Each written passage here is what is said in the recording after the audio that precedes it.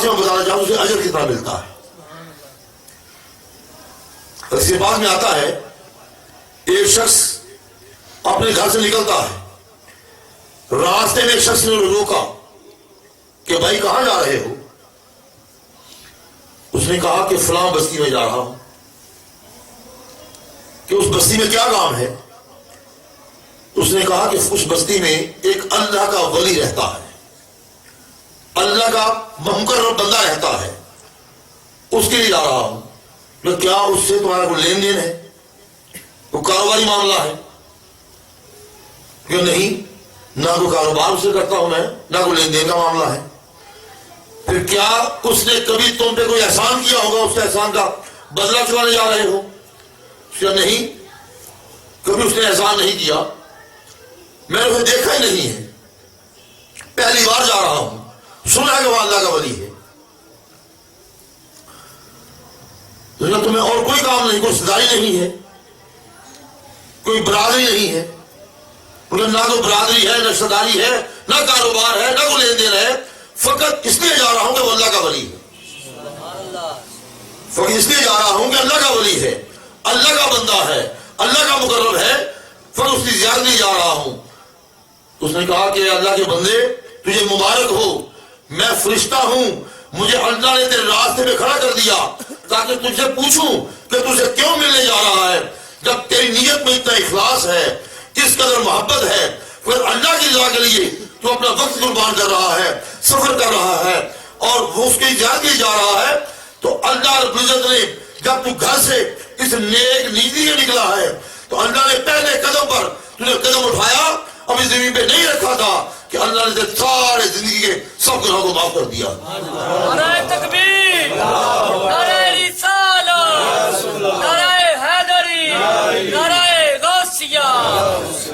گویا کہ اللہ رب العزت نے یہ اجر دیا کہ سب گناہ معاف کر دیے.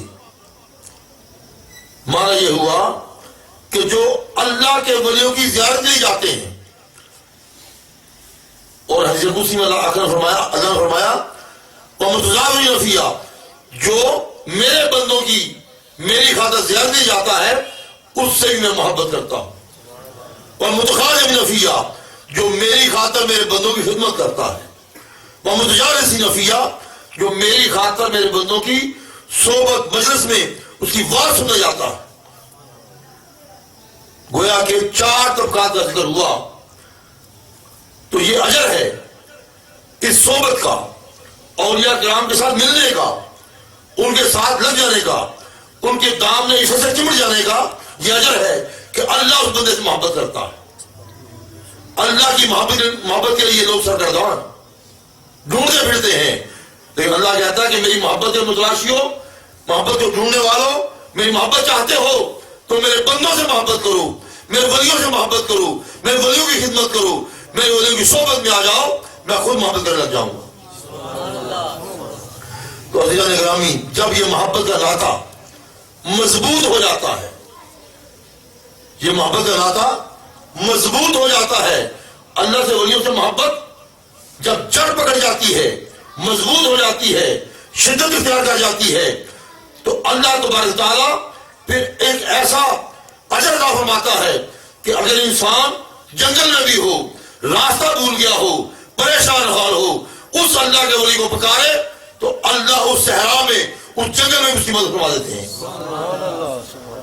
اس اللہ کے ولی کو پکارے. اور یہ بات میں ایسے نہیں جا رہا, بلکہ یہ حدیث پاک ہے. ذات مصطفیٰ صلی اللہ علیہ وسلم نے یہ حدیث پاک واضح فرمایا جو شخص, اسے طبرانی نے نقل کیا ہے اور صحیح مسلم شریف میں بھی حدیث نقل ہے, فرمایا عبداللہ ابن مسعود سے روایت ہے, وہ کہتے ہیں کہ اگر کوئی شخص جنگل میں کوئی شخص جا رہا ہے اور وہاں پر اس کی سواری گم ہو جاتی ہے, وہاں پر اس کی سواری گم ہو جاتی ہے اور کوئی اس کا مددگار نہیں ہے, وہ پریشان ہو گیا, اب سواری کو کیسے ڈھونڈے, کہاں ڈھونڈے؟ تو کسی اونچے مقام پہ کھڑے ہو کر فَجْنَادُوا, وہ آواز لگائے, یا عباد اللہ, اے رسول اللہ, کہ اے اللہ کے بندوں میری سواری کو روک لو، یا عباد اللہ بسو، اے اللہ کے بندوں میری سواری کو روک لو، فَإِنَّ اللَّهَ عَزَّ وَجَلَّ فِي الْأَرْضِ حَاضِرًا يَسْتَحِبُّهُ۔ آقا فرماتے ہیں کہ اللہ تبارک تعالیٰ نے اپنے وہاں پر بندے چھوڑے ہیں جن کو تم دیکھ نہیں سکتے، وہ اللہ کے اولیاء ہیں، وہ تمہاری سواری کو روک کر تم پر پہنچا دیں گے، تمہاری سواری کو روک کر تم تک پہنچا دیں گے۔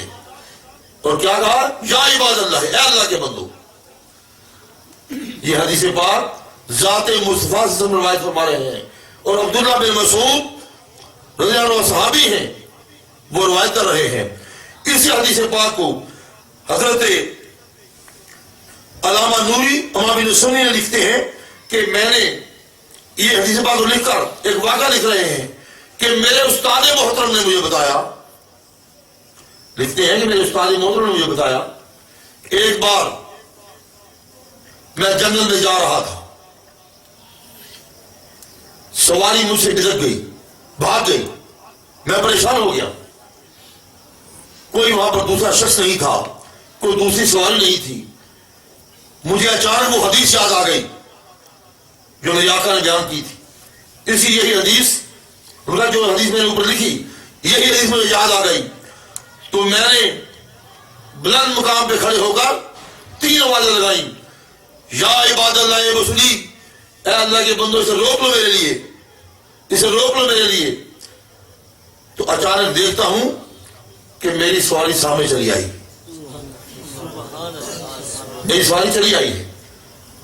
کہا کہ اس حدیث پاک کی مجھے تصدیق میرے عمل سے ہو گئی کہ اللہ نے میری مدد کر دی اور اللہ کے بندوں میں سواری لا کر دے دی۔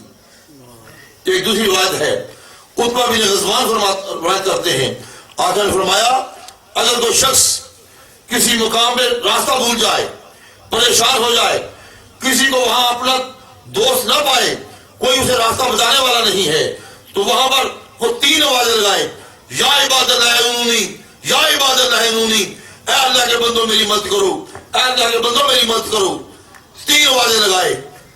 تو اللہ تبارک تعالیٰ ایسے بندوں کو بھیجے گا، میں لا نراہم، تم ان بندوں کو نہیں دیکھ سکتے لیکن وہ تمہاری مدد کو پہنچ جائیں گے۔ نعرہ تکبیر، نعرہ رسالہ، نعرہ حیدری، خزانہ سید جعفر شاہ ولی، خزانہ سید بابا جعفر شاہ ولی۔ گویا کہ یہ حدیث پاک جس میں یہ موجود ہے کہ یا عباد اللہ انونی، اور یہ حدیث پاک مسلم شریف میں بھی ہے، طبرانی نے معجم صغیر میں لکھی ہے، اور بہت سے محدثین حاکم نے مستدرک میں لکھی ہے، بہت سے محدثین اس کو نقل کیا ہے۔ اب اس حدیث پاک سے جو سلسلہ قادریہ میں یا شیخ عبد القادر جیلانی شاہین اللہ کا وظیفہ پڑھا جاتا ہے، اس کی صحت مل جاتی ہے۔ یا شیخ عبد القادر جیلانی شاہین اللہ کہا جائے، یا عباد اللہ کہا جائے، یا سب اللہ کے بندے کو بلایا گیا ہے، وہاں فقط غوث العظم کو بلایا گیا۔ بات ایک ہی ہے، جس طرح کہ قبرستان سے گزرتے ہوئے کہا جاتا ہے السلام علیکم یا اہل القبور، تمام قبرستانوں کو کہا جاتا ہے یا اہل القبور، اور اگر کسی مزار پہ حاضر ہو تو وہاں کہا یا السلام علیکم یا دادا علی حجویری رحمۃ اللہ علیہ۔ بات ایک ہی ہے، اس لیے یا شیخ عبد القادر جیلانی کہنا اس حدیث پاک کے مطابق جائز اور درست ہے۔